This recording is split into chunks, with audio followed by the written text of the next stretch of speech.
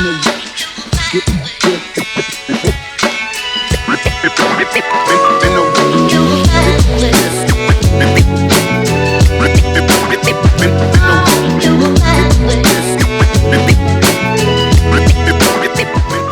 is up, degenerates? Welcome to Beers and Buckets, the podcast for those who like beer and basketball.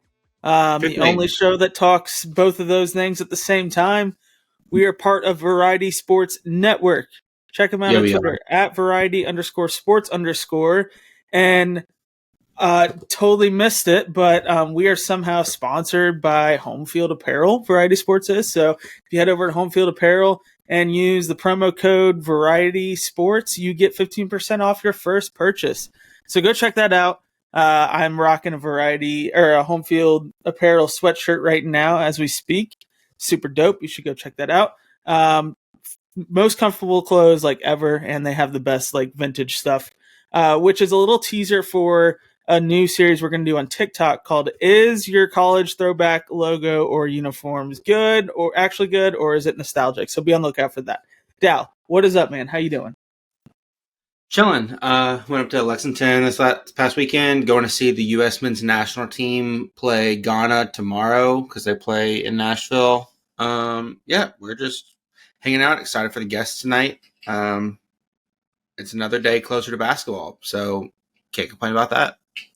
Yeah, so if you couldn't tell by the episode title or I guess the YouTube title, if you're watching on YouTube, we are getting John Fanta from Field of 68, from college basketball on Fox, from Big East Shoot Around. He's all over the place. He's going to be our guest tonight. And so, quick story into how that happened, if you don't follow us on Twitter, is... Cyberbullying is how that happened. Connor was being mean. I was being mean, but really I was just being salty. But anyways, because we have a little bit of time before he joins, he had put out his top 25. A lot of people did not like his top 25, myself included. And he basically, he had excluded Kentucky from his top 25, which seems a little egregious. Like, I didn't expect him to have number one, but to completely exclude them from it. And so, of course, I quote tweeted it from the Beers and Buckets account, not my personal one. I don't know why I did that. I just did it. Wasn't intentional. But I quote tweeted it. I said, hey, who is keeping this guy employed? Like, who is this guy blackmailing that's keeping him employed to talk college basketball? Some of his takes are just irresponsible. To which there was like 3 people that saw this, because it was at like 12 o'clock at night or something like that. 3 people had seen this tweet when it happened, and then I get a profile visit, and then he follows Beers and Buckets on Twitter, and then I follow back, and then he DMs us. He says, "Hey, I saw your tweet about blackmailing people. I'd love to come on the show and talk ball." So this is how we ended up here. And I was like, like basically I was being salty, but I'd love to have you on the show. Obviously, like, it would be stupid for us to say no. And so here we are. This is how we got John Fanta onto a show that has very, very few listeners overall in the grand scheme of podcasts. So hopefully it boosts our stock. Maybe that and Home Field being a sponsor boosts our stock. There we go. But yeah, so we do have a fantastic show for you tonight. So we're just give a quick show rundown. We have we can do a beer review because he's gonna be a little later joining us. So we're gonna do a beer review. First one in a while. We have Fanta's takes. We're going to have Dowell and I have personal questions for him. We're going to have the opportunity for not just Kentucky. I know, Dowell, you have here on the notes Kentucky corner, but I think we need to talk about some other schools as well. But definitely a focus on Kentucky, why he excluded Kentucky from the top 25. And then we have fan questions that we promised we'd answer. And then I think we should end with the last call if we have time. So great show plan for us tonight. Let's get into it, man. Yep. I have a beer. I do actually drink beer on Beers and Buckets, contrary to popular belief. Now, this is the Belgian collection from New Belgium. This is their 1554. It is an enlightened dark ale brewed with spice. 6% ABV. Let's go to live taste test here. It's kind of dark. It says a dark ale, so that makes sense. Pretty smooth, though. Surprisingly bright taste with a dry chocolatey finish is the tagline for it. I wouldn't say the most crushable beer, but it's definitely really smooth. What wasn't as like strong of a taste as I was expecting. Overall, pretty solid. I'd give it a 3.65 on the Untapped rating of 1 to 3.5, since that's as high as they go. What can you compare it to? Comparing to a college basketball team, I'd say mine is going to ACC, but I don't want to do that. Here, let me look at I'm going to go.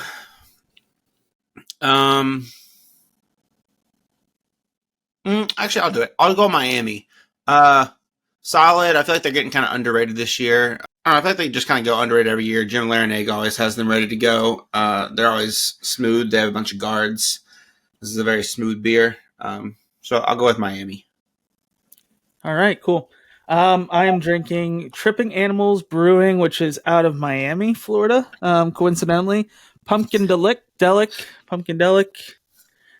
Awesome can design. So I'm giving it a 5 out of 5 on the can design because you got this Kilo raccoon playing with pumpkins. Like hypnotized by pumpkins. Obviously it's Tripping Animals, so it's like high, I guess. But it's a brown ale brewed with pumpkin and spices, and it's 6% ABV. This is a pint. I poured it into one of my glasses here. Got a nice pour with a good head on it, so I'm excited for that. We love that. So let's give it a little taste. It's a good brown ale. The pumpkin's really strong, which is in a brown ale, I think what I want. This is a really smooth brown ale. Oh, man. I wouldn't say it's overly crushable, but crushable for a brown ale, if that makes sense. So I'll give it like a 3 out of 5 on the crushability. Can design 5 out of 5. Let me do my quick math here as I give these ratings. 3 plus 5 plus, let's give, the aroma is not fantastic. I'm going to give it a 2 on aroma because it's definitely, the pumpkin doesn't smell as strong, but the flavor is definitely a 5 out of 5. And then the appearance, pretty dark. I mean, it's a brown ale, so I'll just give it like a 3 on the appearance.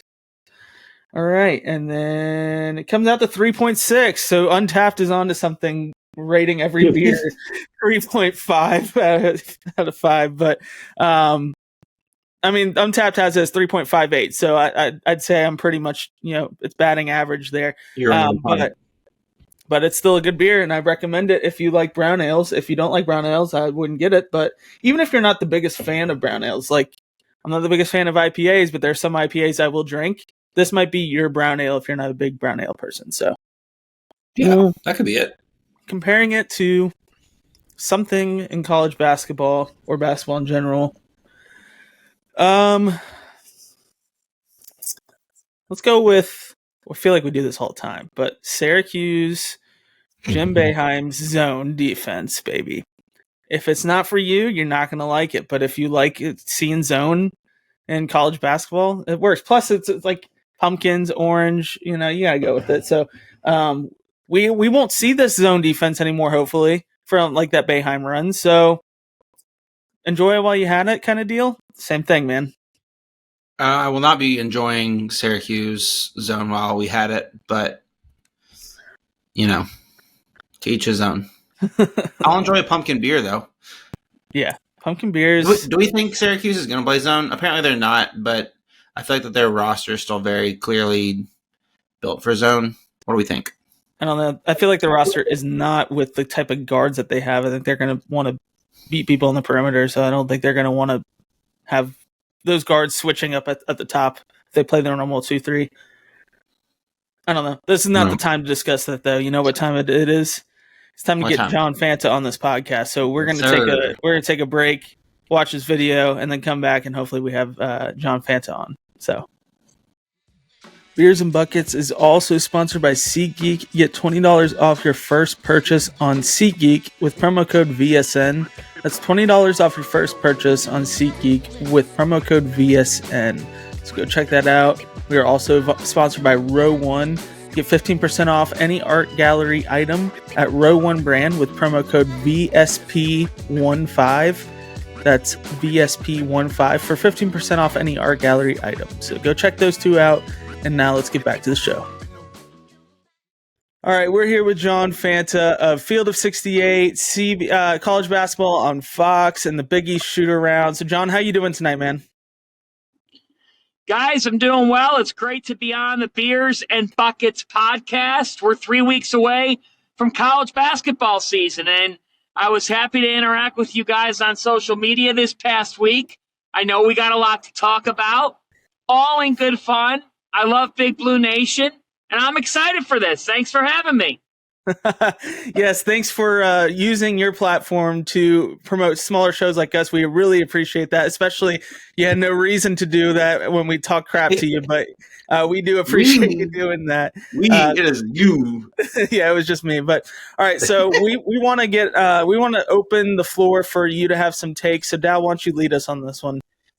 Yeah, just wanted to kind of go through. I've been going through and listened to a bunch of your recent shows, but just want to kind of see. First one is the team that you're highest on this year, and the team that you're lowest on this year. This kind of across college basketball. Well, I think the team that I'm highest on is Michigan State. I mean, I think they can win the national championship. I think it's Tom Izzo's best chance to win a national title in the remainder of his career. I really believe that, guys. He's got Tyson Walker, an elite closer. He's got A.J. Hoggard, who plays with a chip on his shoulder, distributes the basketball at a high level. And in the last portion of the season, Hoggard and Walker were playing as well as any backcourt duo that you're going to watch in college basketball. For sure. So for me, I'm really bullish on the Spartans. I mean, when you combine experience, over 80% of their scoring is back. Tom Izzo's kind of gone against the grain in college hoops, as opposed to other big-time programs, by not taking as many transfers. I mean, he'll take a transfer. He took Walker. Walker was a transfer from Northeastern. You know, if Xavier Booker, the five-star big man, pans out, I'm betting on the fact that he will. And I'm saying that not because just of Booker's talent. I'm saying that because of who Booker's playing with. You know, your life gets easier when you're in his shoes, when you can practice with Mady Sissoko. Yeah, and definitely. you can practice with guards. So I'm bullish on Michigan State. Who am I lower on than most? I mean, I know everybody listening out there would say, well, you're lower on Kentucky than most, but we'll talk about them in a moment. I mean, I'll tell you, you know, when I look across the country, I'm probably lower on USC than most. I'm skeptical of the Trojans. I think they bring in the number one freshman in America in Isaiah Collier. And I think as a result, people have just by default put them in the top 15. You know, they still lost Reese Dixon Waters. They still have some questions on their roster. The front court's a bit of a question. They're going to count on Joshua Morgan to be able to step up for them. But look, outside of Boogie Ellis, you know, this team has some things that they've got to be able to figure through. So I probably am not as high on USC as others are because I'm a little bit skeptical of the front court. And, you know, we don't even know if Bronny James is going to see the floor. And I hope Bronny's okay. I hope everything ends up all right with him. But there's still some questions that I have for USC. I think a lot of national media are putting them in the top 15 because it's sexy and it's compelling. But I don't know if I'm buying that stock all the way. Yeah, I agree. I don't even know if I'm buying that Collier is going to be the best freshman in the Pac-12 this year. I'm not. Yeah, I mean, that's a great point. You know, the other team, I mean, in your conference, the SEC, I'll be quite honest with you. I'm lower on Tennessee than probably anybody. I don't get the Tennessee hype either. Yeah, well, I mean, to me, they play a very not about watching them. Okay, if you win ugly, San Diego State won ugly, and found a way. FAU won with grit. You know, you could win with grit, but Tennessee, by virtue of their offensive style, guys, is almost too disciplined. So they get stuck in the mud. The players, I don't think Rick Barnes necessarily allows his guys to play with a ton of freedom. And as a result, it limits what they can be on offense. Yeah. I'm also just not buying it when your best player, one of your best players, is 5'9". I've been on the receiving end of that. I just can't. It sucks. So I can't go into a season saying like, yeah, one of the best players on the best teams in the country is 5'9", and they're gonna be in contention for a title. I'm just not buying that. So I'm with you on that one. For sure, and we don't know what Zakai Ziegler, what the status is there. This is a team that has some things to figure out in that regard as well. So Yep. That's what concerns me with the Vols. And guys, remember, they brought in Chris Ledlum, the Harvard transfer, and then he transferred out. He was, I mean, that was a big loss. If you look at his numbers at Harvard, he was a really productive player there. Yeah, he would have been a big help for them. He would have been. For sure. Now, what's the next one we got for him? We're gonna go. Now you have your Big East show. What's your just kind of elevator pitch? Not that you really have to pitch anyone in college basketball on the Big East and being able to watch them, but what's your couple sentence pitch for what to watch out for in the Big East and what's going to be the most compelling stuff going on in that conference this year? 3 of the top 8 teams in the AP Top 25 poll play in the Big East. Yeah. The reigning national champions aren't going to be the favorite in the conference. It's kind of crazy. I mean, that's absurd. Marquette has the best point guard in college basketball, in my humble opinion, in Tyler Kolek. I think he is chip on your shoulder. Not going to lie, Grayson Allen type of personality, but I think it's good. I think it's good for them. I think it gives them swagger. And I just think the coaches, that's my elevator pitch, the coaches. Rick Pitino, Dan Hurley, Shaka Smart, Greg McDermott, Ed Cooley at Georgetown. Like, even the back half teams have some compelling storylines. So, for me, Thad Matta's a coach in the Big East. I mean, who would have thunk? And Butler won't be all that good, but, like, you're going to watch. Like, if you're a college hoops junkie, you'll take in a Thad Matta coach team because you respect him, because he did have one of the great runs in college hoops history at Ohio State. So, for me, I look at the coaching. I look at players like Donovan Clingan, Ryan Kalkbrenner, great big men, Baylor Shireman, Trey Alexander. All you have to do is watch Creighton and Marquette play offense to be interested in the product. That's my pitch. Yeah, fair enough, man. Fair and enough. I didn't even bring up Villanova, who should have a bounce back season with Justin Moore, Eric Dixon, and then a slew of transfers, including Tyler Burden, Lance Ware, who I don't think will have a major contribution. I think he'll come off the bench. Akeem Hart from Maryland and TJ Bamba from Washington State. Yep. Yeah, they're gonna be really good. I feel like that I was higher than Connor on our Big East preview, but we both got to Butler and we're like, Thad Matta's the coach of this team. When did that happen? Yeah. Yeah. That kind of came out of nowhere. It did. Yeah. All right, just in general, actually, well, one thing on the Big East, if I give you 2 teams here that got drafted, just looking at trying to see who's picking more guys that will finish in the top 3 of the all Big East teams this year, which side are you taking? On one side, we have Ryan Kalkbrenner, Donovan Clingan, Eric Dixon, Tristan Newton, and Osa Agoradaro from Marquette. And then on the other side, we have Tyler Kolek, Bryce Hopkins, Justin Moore, Trey Alexander, and Joel Soriano. Which side do you like better there? The second one. No, Let's go. Come on. I keep claiming. Now you hate me even more. You're on Connor's good side again, though. You're on my good side again there, Fanta. Yeah, I just like Kolek, Hopkins. I think Alexander could be an NBA player. I think he definitely is. We are high on Trey Alexander over here. We've been on his side for a while. So yeah, I had to steal him from down there. Yeah, we do a team draft on every preview show. In our Big East episode, Dowell had the first pick. He went with Kalkbrenner, rightfully so, and then it just kind of went. We snake it. So then I had Kolek and Bryce Hopkins. But that's kind of how we construct our all Big East teams there. So I end up winning that poll on Twitter, and he was frustrated with it. So, all right, let's get into some questions that we just have for you real quick, and then we don't want to keep you all night, and we know you're traveling, so we don't want to keep you all night. But we have some questions for you, just kind of like to get to know the person behind the analyst. You know what I mean? Because I think a lot of times we just see a take and then we're like, wow, this guy sucks, or this person sucks, and then we don't get to know the person behind them, be like, wow, they're actually a person that's cool and want to hang out with. So, and I'm obviously guilty of that. Just just full transparency. So, Dal, you have some questions for John here? Yeah.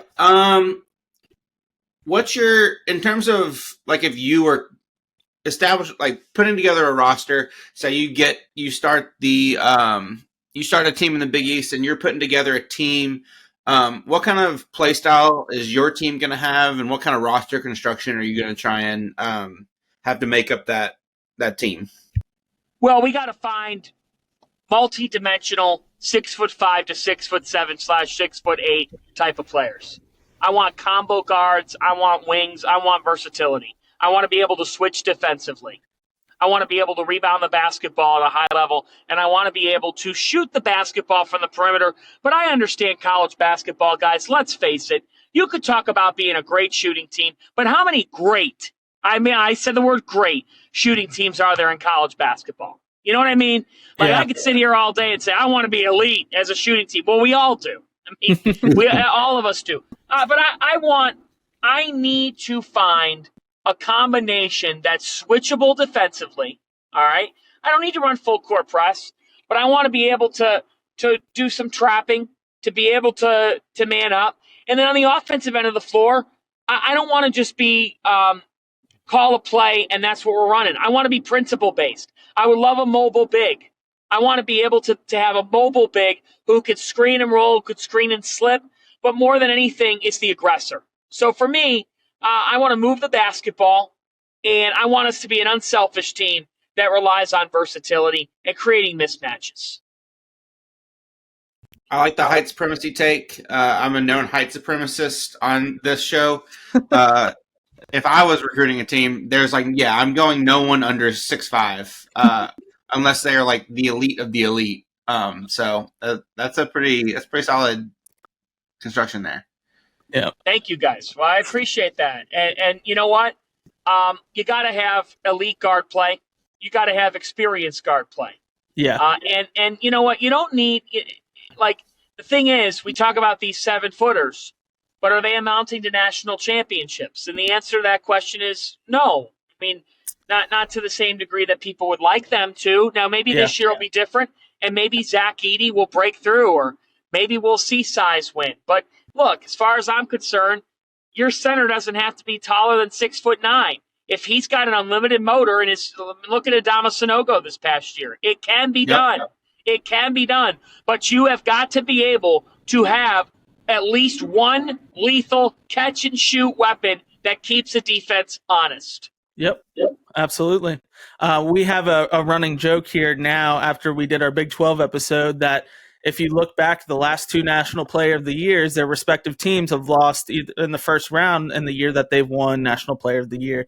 And so as a Kentucky fan, I am obviously rooting for Hunter Dickinson to win National Player of the Year so that Kansas will be bounced in the first round for the first time in program history, higher than like a 4 seed or whatever. So yeah, Hunter Dickinson for National Player of the Year. You heard it here first. Look, he could win it. I mean, there's no question he could win it. Absolutely. But there's things for Kansas to figure out this year. We don't know what kind of shooting team they're going to be from the perimeter. Yep. Definitely. Yeah, that's definitely going to be their Achilles heel is perimeter scoring. Absolutely. Dal, I'm going to take this next question here, and we'll just swap questions. So, John, if you couldn't cover college basketball for whatever reason it may be, if for some reason you were told you can't cover college basketball, what other sport would you cover? And I'm going to go out on a limb here and guess maybe football, because I saw just yesterday you were at the Browns game. Congratulations on that big win, by the way. Thank you. I appreciate that. You know what? Yeah, I was going to say baseball, but then I thought about 162 nights in a season. That's a lot. That's a lot of work. Not that I don't pass up on work. I'm going to work for it, but I think the football reporters have it easier. Then there's the other argument that the football reporters have more of an off season. They got to be busy with that. They got the draft. MLB is more games, but I'm gonna vote. I'm going to vote for football here. I love football. I haven't covered it a ton, but I do love it. And thank you for the congratulatory note. If I couldn't do either of those, what would I do? I got to tell you guys, I think the tennis is really fun. I There you go. I find tennis to be really cool. I think the majors are fun. I'd be fine with tennis or golf. You'll find with me. I look, if it's on, I'm gonna watch it. I'm a sports guy. That's just who I am. Absolutely. Yeah, we're right there with you, man. We are right there with you with that. So go ahead. I went to Wake Forest, and got to live with a couple of guys on the tennis team. So after that, got really into both college tennis and pro tennis. Great sport. It's such a fun watch. Yeah, it really is. It really is fun. And I mean, the highest level of tennis is really, really something else. I did horse racing this past year. I loved it. You know, I love doing horse racing. I think it's really cool and really fun. Did I understand everything there needed to be understood about it? No, but I enjoyed being around it. I feel like that you're in the vast majority there if you don't understand much about horse racing, because everyone that bets on it, I'm pretty sure, is in that same boat. That's Absolutely. bingo. That's right. That's the point of betting on it. Everybody feels like they got an equal shot. Exactly.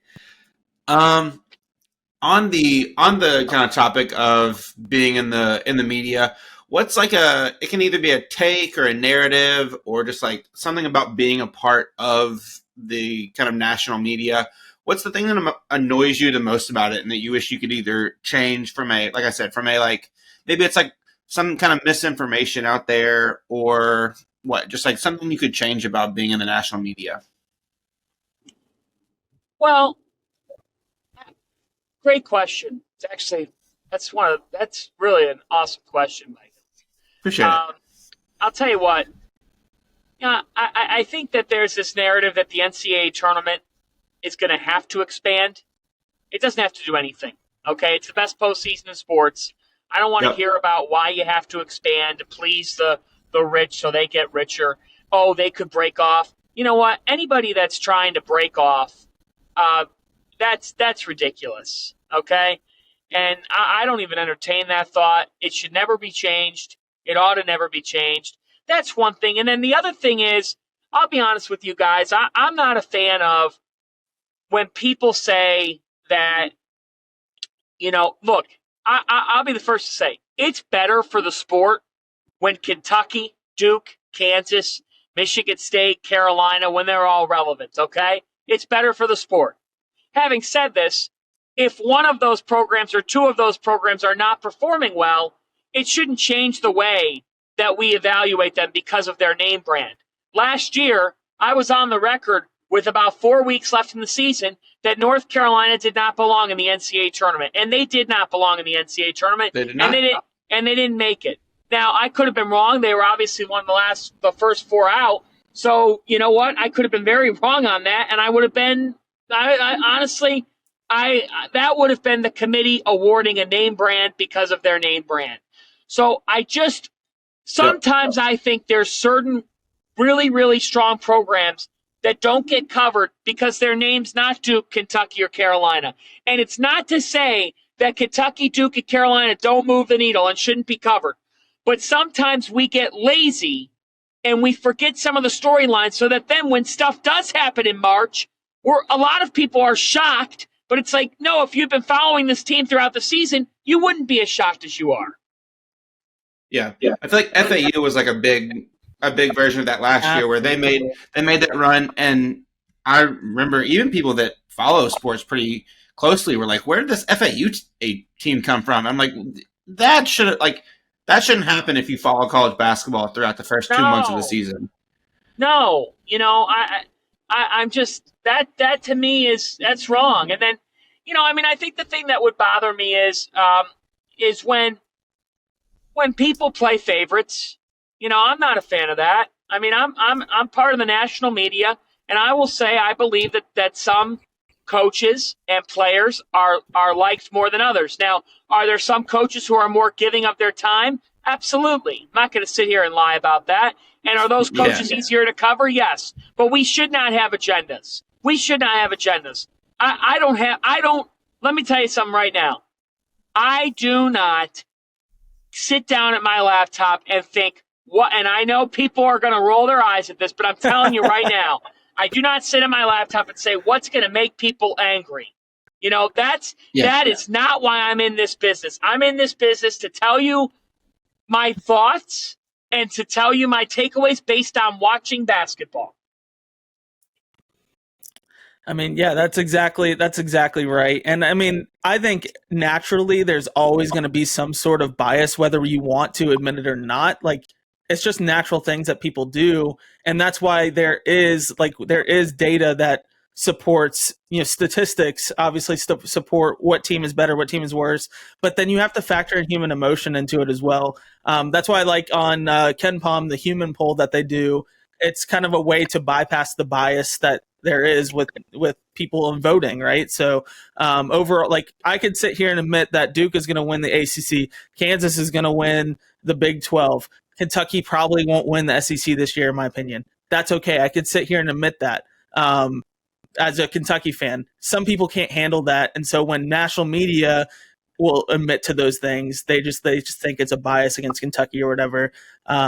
You'll find that I'm a little bit more reasonable. I just like to troll sometimes from the Beers and Buckets account, and you just happen to see the one tweet that I did troll you on. So you caught me, but for the better. I hope it's for the better. So it is. It's for the better. It's for the better, and we can acknowledge the elephant in the room. The elephant in the room is that I didn't rank Kentucky in my Fox Sports preseason top 25, and I'm going to tell you two things right now. If Kentucky goes out and beats Kansas in the Champions Classic, I'll issue an apology. I'll come right back on your show and eat my words. By the same token, fellas, if Kentucky loses to Kansas, I'm not going to say I was right. You're all wrong. You know why? Kansas is number 1 in the country. I'm not putting that on Kentucky. I'm not that. I will wait and see. And if they prove that they belong in the top 20, I'm not even saying top 25. If they prove that they belong there, you best believe I'll have them there.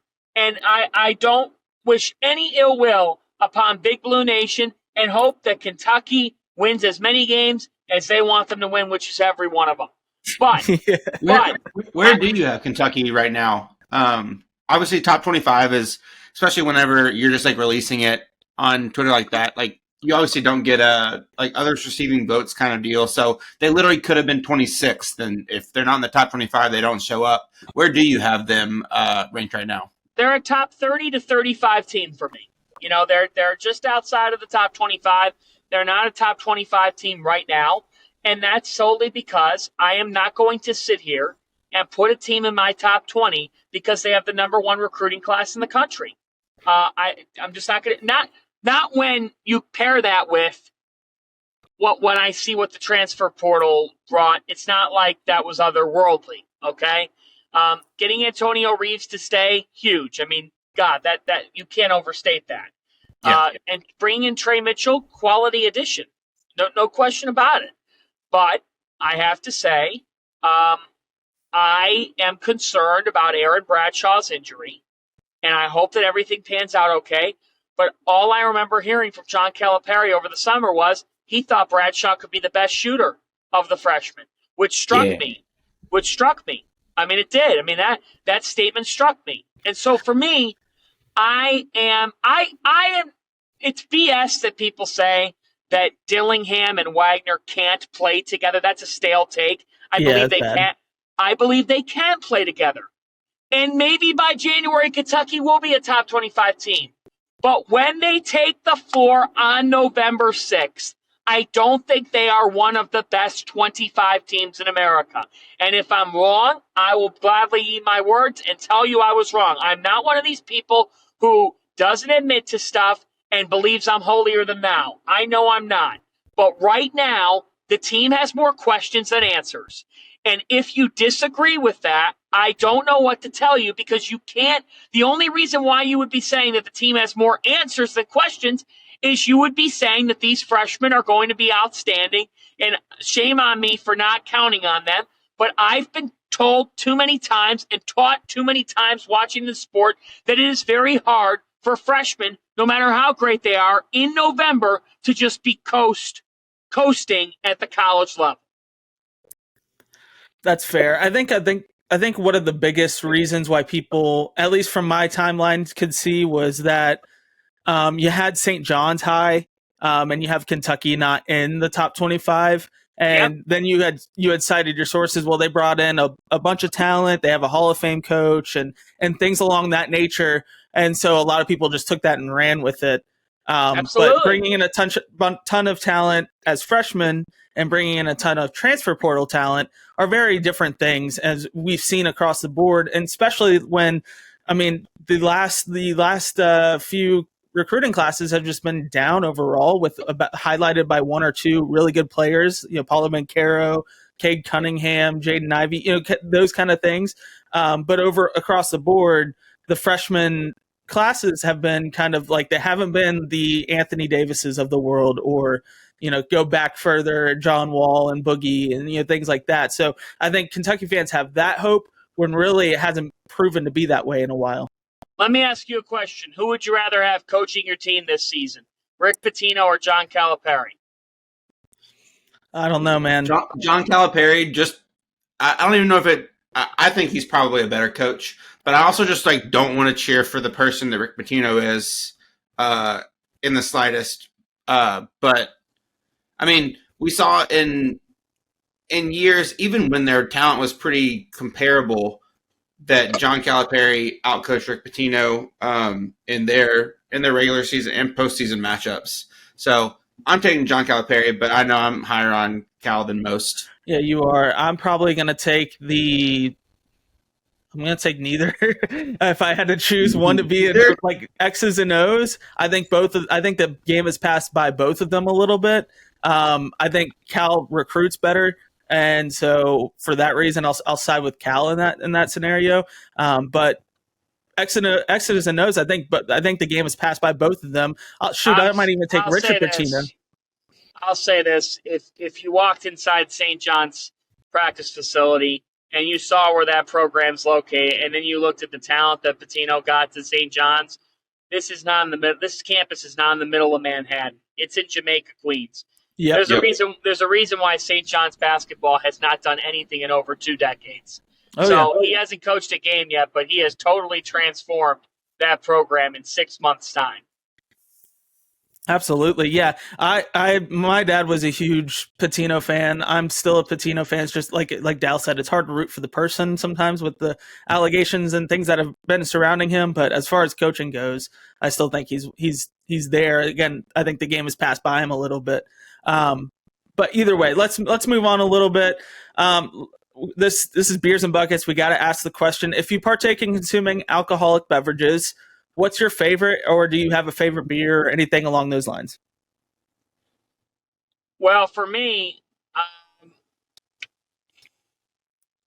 look, I love Miller Lite. I know it's simple, but I'm a Miller Lite guy. Yeah. I love Great Lakes in Cleveland. I love Dortmunder. I love their Great Lakes Christmas Ale. If you've never had it, folks, you got to try it. Put some cinnamon on the rim of the glass, and your life will be changed. There we go. We got one to review, Dal. We'll try that later around time. Great Lakes, baby. Great Lakes Brewing is what I'm having. I'll have a Sam Adams Oktoberfest. I like a Corona. During the summer, I'm a Corona machine. Awesome. Yeah, Corona's great, especially with the lime, especially on draft. Absolutely, I'm with you on that. The best. All right, and so let's move on a little bit. Wait, you have one more. You have one more question. I do have one more question. I didn't think you might want to answer, but here we go. The moving pictures that you see on Twitter and other social media websites, how do you pronounce the name of that?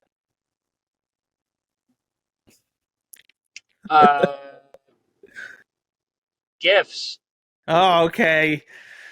Well, you lost some points for me there because GIF man. I'm a GIF man. Peanut butter or something. I'm a GIF man. All right. I've called it both. I've heard people call it both too. Tomato. I'm a flip flopper. There you go. Yeah. GIF. I'll call it a GIF just because you told me to. There you go. All right. So, and then real quick, I'm looking at AP poll dropped today. I compared your top 25 to the AP poll because I think AP poll is obviously there's flaws within it. People definitely have biases, but I try to eliminate those. Excuse me. Some noticeable differences. FAU is a little, well, I guess they're one spot difference. I'd say the one noticeable difference between your poll and the AP poll would be Villanova. You have them at 14. AP poll has them at 22. We kind of already touched on Villanova a little bit. You are lower on Tennessee than the AP poll is, and you're higher on San Diego State. Now, talk about San Diego State a little bit. They did lose the talent from from that team that won national runner-up there. What do you expect to see from them this season? I don't know. I think people are really. I got to be honest with you. This is dumb. I don't know what people are looking at, but this team brings back 3 of their top 4 scorers. That's fair. I mean, what are we doing? What are we looking at here? What national runner-up would bring 3 of their top 4 scorers back? Add in Reese Dixon Waters from the transfer portal. Have Lamont Butler, right? Have Jaden Ledee. And now you're telling me that they're not. What were they ranked in the AP? They are ranked. Where do they have them? 17. That's bogus. And you have them at 12. That's crap, man. That is non-blue blood bias right there. They're not a name brand. That's wrong. I'm telling you right now. That team deserves to be in the top 15 for what they bring back, for how tough they are, for the kind of players that they've got. I'm sorry, that's a miss by the Associated Press voters. It's funny you say that because one spot above them at 16th is Kentucky in the AP poll. So Yeah, blue blood bias right there in front of it. Look, you know what? I'm not faulting them for ranking Kentucky 16th. But I'm sorry, man. If you're going to tell me that a national runner-up brought 3 of their top 4 scorers back, and I didn't name that national runner-up, and I said, where would you rank them? There's no chance you'd have them ranked worse than 12th. Yeah, that's a top 10 team for sure. Just with that as the pitch, I will miss. So my little sister goes to San Diego State, so I end up watching more of their games probably than normal. Got to see a couple of their games live last year. I will miss Matt Bradley a lot on that team. Yeah. But yeah, I mean Jay Powell and Reese Waters both should be great additions to that starting 5. I think one of the issues, one of the things that I'm looking at here, on KenPom last year, their offense was ranked 75th in the nation. With effective field goal percentage, they were 238th in the nation for the season last year. Losing Matt Bradley does hurt, obviously. But when you're talking about returning 3 of the 4 leading scorers on an offense that wasn't overly effective in the grand scheme of things, however, they obviously they made the national title game, but they made it on defense. So I think that's probably what's coming into play there a little bit, is the fact that they just weren't a super effective offense. It was their best offense was their defense. Sure, I could see that reasoning, but I don't think it's right to have them outside of top 15. That's just my personal opinion. I'm with you. And we'll see where they end up. I mean, look, could they come back down to earth? Of course. It's college basketball. There's a randomness to this sport. There is. It's about being hot at the right time and being able to stay healthy in the long and winding marathon. But I'm sorry, Lamont Butler, Darian Trammell, Reese Dixon Waters, Micah Parrish, and Jaden Ledee. I like that team too much to have them outside of my top 15. I'm with you. They definitely should be top 15, especially replacing Matt Bradley. They replaced him well. So yeah, I'm with you on that. One more team I want to highlight real quick, and then we'll kind of move on and get you going. Maryland in your top 25, but not in the AP top 25. Talk about Maryland for a second. Why you think you got it right here when the AP poll missed it? Because I'm with you on this one. I think Maryland is snubbed from this poll. Yeah, I mean, they made it to the second round of the NCAA tournament a year ago. They bring back their starting point guard, Jameer Young. They've got Julian Reese back on the interior. They've got Dante Scott, one of the most underrated players in the Big Ten, back at the 4. So you have your starting point guard, your starting front court. They went and got 2 high-level freshmen, Jamie Kaiser and Deshaun Harris-Smith. Deshaun Harris-Smith is the most gifted freshman Kevin Willard has coached. That's what he told me last week. I like the way that they've got the blend of experience and newcomers, Jordan Geronimo is a really underrated transfer. He didn't have a big role in Indiana, guys. We don't know why that is. Sometimes things just don't mesh. Willard tells me that Geronimo's been a breath of fresh air on both ends of the floor and will be a good defender. At the end of the day, he was recruited by Indiana. It's not like he doesn't have talent. He's got some untapped potential there. So, look, I love a team with a fifth-year point guard. I love a team with a stout big man in Reese. And I like a team that brings in some highly touted players who will blend in with that experience. And I like a team that Kevin Willard showed in year one at Maryland. He showed previously at Seton Hall that he knows what he's doing. He knows how to get a lot out of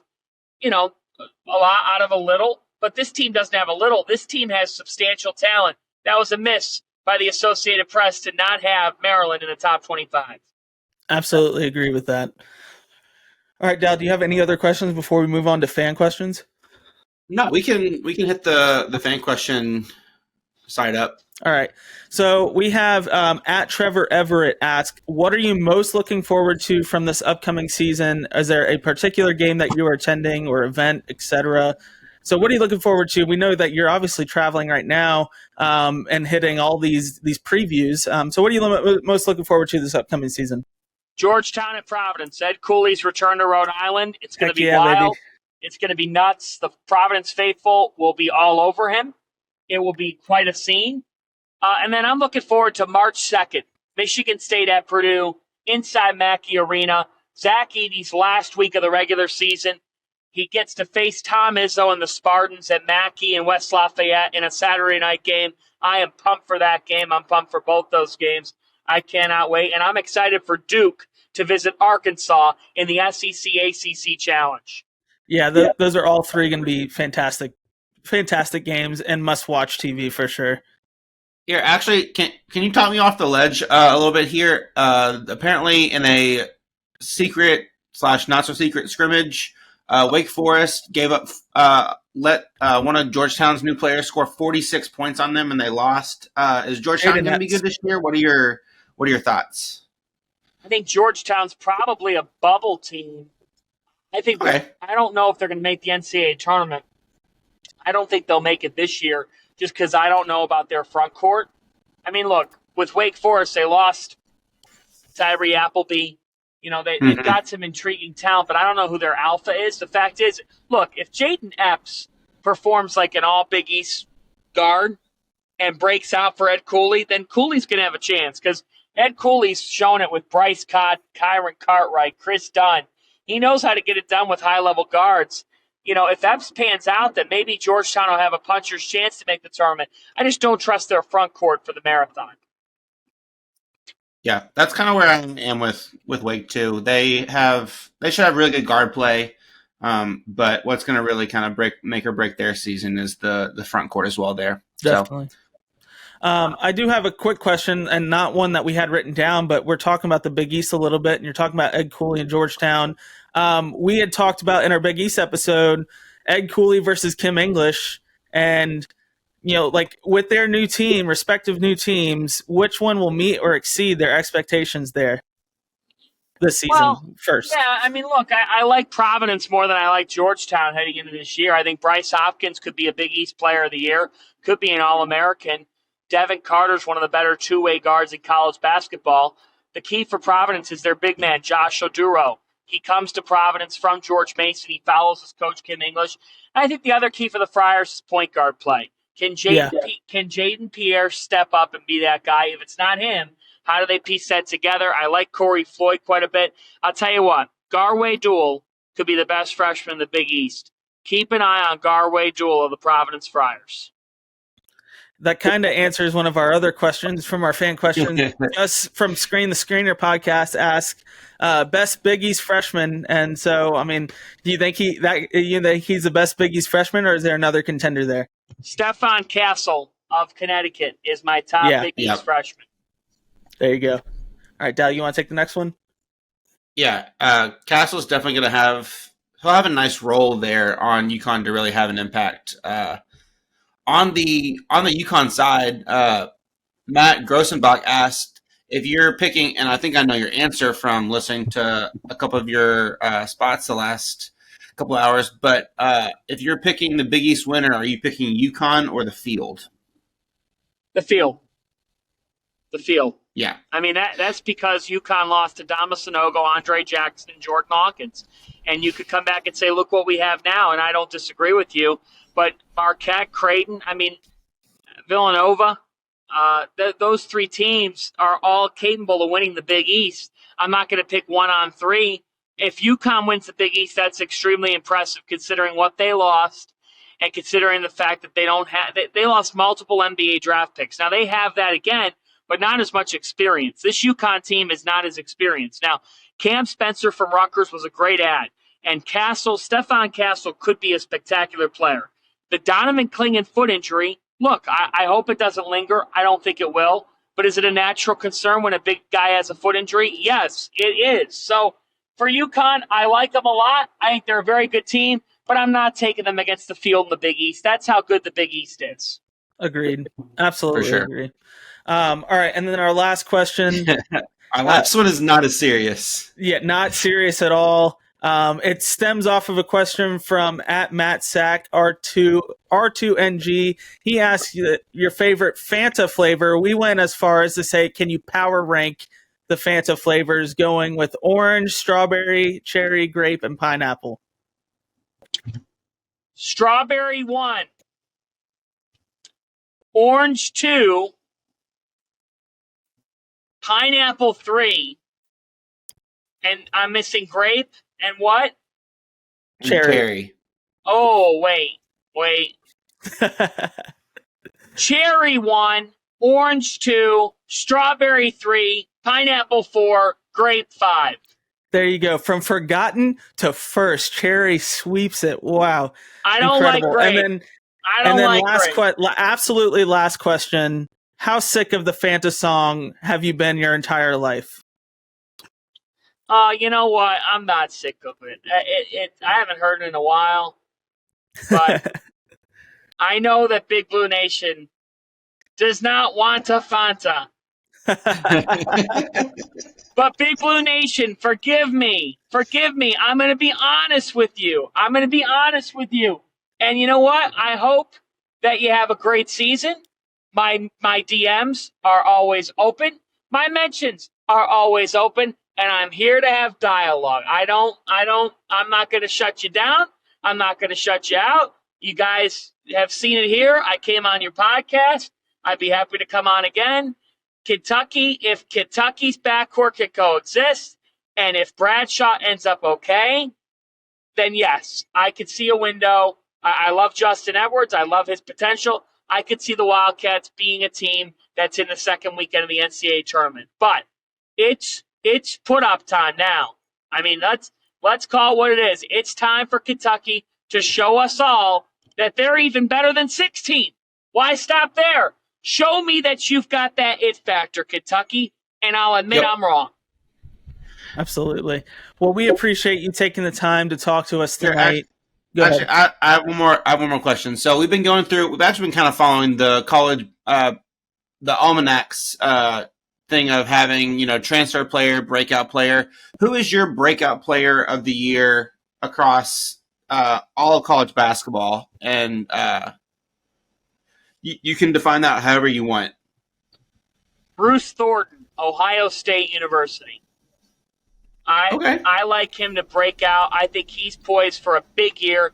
If you look at his last 8 games last season, he averaged about 16 and 4 per game as a freshman. He was terrific down the stretch for Chris Holtman's team. Ohio State had a rough year, but Thornton was a bright spot late. I expect that to transition into this season. Huh. I'm excited to see how Scotty Middleton does. I know Sam Viceni is really high on his pro prospects, so Ohio State has a couple exciting guys to keep an eye on. Yeah, I really like those guys. I think that the Buckeyes will be able to be an intriguing team. I think that the country might know a little bit about him, but I'm excited for Wade Taylor again. At Texas A&M, I expect him to become more of a household name. I agree with that. I watched him closely last year. Only got better throughout the season, and then obviously had an amazing SEC tournament run there. So, yeah, he was really good. All right. Well, John, we don't want to take up any more of your time. We appreciate you coming on tonight.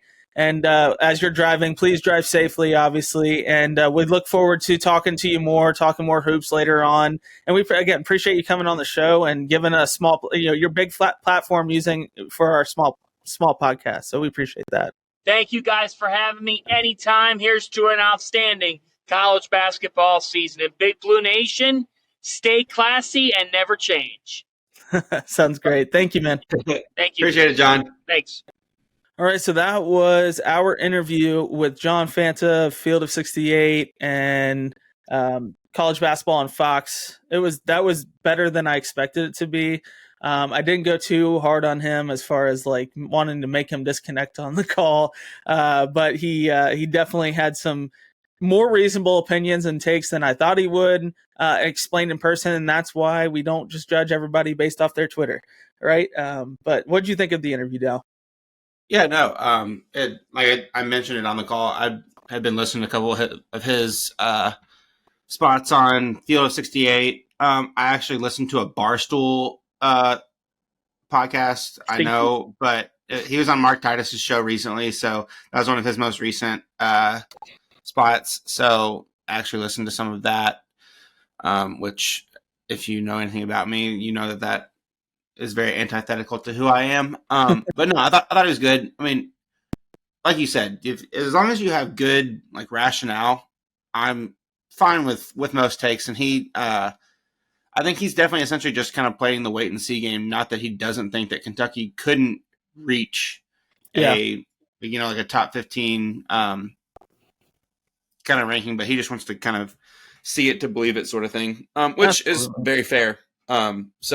No, I thought it was great. It's fair, especially given the recent history of Kentucky. And this is actually like AP preseason number 15 or 16 is the lowest under Calipari to start a season. Really? It is. It is the lowest under Calipari for Kentucky to start a season. That's really dumb, but it's dumb, but it isn't at the same time. I think it's because it's a recency bias in terms of like, I mean, they started season. I just mean it's dumb that they weren't ranked lower in other seasons because some of those teams are clearly not as good as this team. But and I mean, maybe.